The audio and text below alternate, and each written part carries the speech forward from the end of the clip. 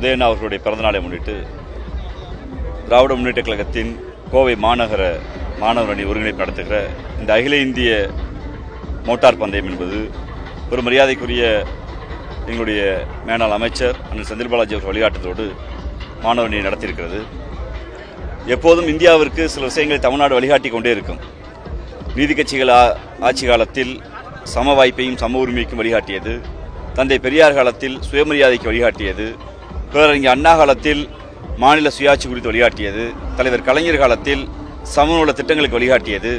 இன்று தமிழ்நாட்டுடைய முதலமைச்சர் ஒரு மரியாதைக்குரிய முத்துவேல் கருணாநிதி ஆட்சி காலத்தில் சமூக திட்டங்களும் மகளிர் மேம்பாடும் ஒரு வழிகாட்டு திட்டங்களாக வந்திருக்கிறது.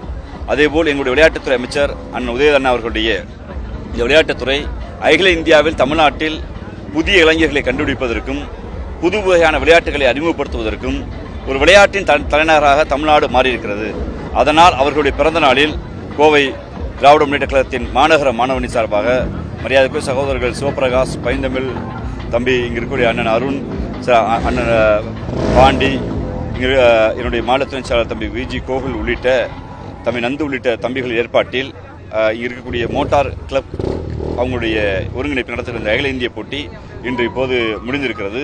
இது வெற்றி பெற்றவர்களுக்கு இப்போது பரிசுகள் அளிக்கப்படுகிறது. தொடர்ச்சியாக விளையாட்டின் தலைநகராக மாற்றிருக்கக்கூடிய அவருடைய மரியாதைக்குரிய துணை முதலமைச்சருடைய பிறந்த நாளை ஒரு விளையாட்டு திருவிழாவாக கோவையில் கொண்டாட எண்ணி இன்று இப்போது பைக் ரேஸில் ஆரம்பித்திருக்கிறோம். அடுத்த மட்டைப்பந்தாட்டம், கபடி, கேரம் என்று தொடர்ச்சியாக கோவை மாநகரம் முழுக்க ஒரு 10 நாளுக்கு விளையாட்டுப் போட்டிகள் இருக்கிறது. தொடக்க நிகழ்ச்சி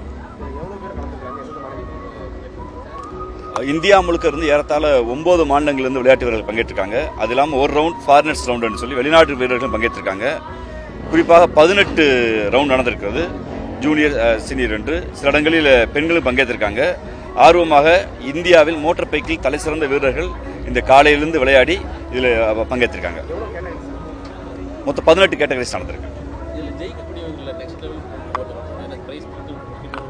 இல்லை, இது ஒரு பிறந்தநாளை முன்னிட்டு நடக்கிற நிகழ்ச்சினால அகாடமிக்கலான நிகழ்ச்சி இல்லை. அகாடமிக்கான நிகழ்ச்சியோ அரசு விழாவனா அடுத்த கேட்டகரி போவாங்க. இது திராவிட முன்னேற்ற கழகம் என்கிற ஒரு தனி அமைப்பு நடத்துகிற நிகழ்ச்சி. இது எங்களுக்கு கொண்டாட்டத்தின் வெளிப்பாடாக அந்த இளைஞர்கள் இந்த போட்டியில் இங்கே இருக்கக்கூடிய கிளப்புகளோடு எழுந்து விளையாடுறாங்க. அவ்வளோதான். சிசி கேட்டகரிஸ் இருக்கு. ஏஜ் வயதாகவும் ஓட்டுகிறவருடைய அந்த திறன், அதாவது ஓடுகிற வண்டியோட திறன் பொறுத்தும் கேட்டகரி பிரிக்கப்பட்டிருக்கு. 2 வகையான கேட்டகரி இருக்கு. வயதை பொறுத்து இருக்கு, ஆண் பெண் இருக்கு. இது தவிர்த்து ஓடுகிற பைக்குடைய அந்த குதிரை திறனை பொறுத்து இருக்கு. ஏறத்தாழ ஒரு 15 to 20 பெண்கள் பங்கேற்றிருக்காங்க. அதில் ஒரு 4 ரவுண்ட் அவங்களுக்கு நடந்திருக்கு. நன்றி.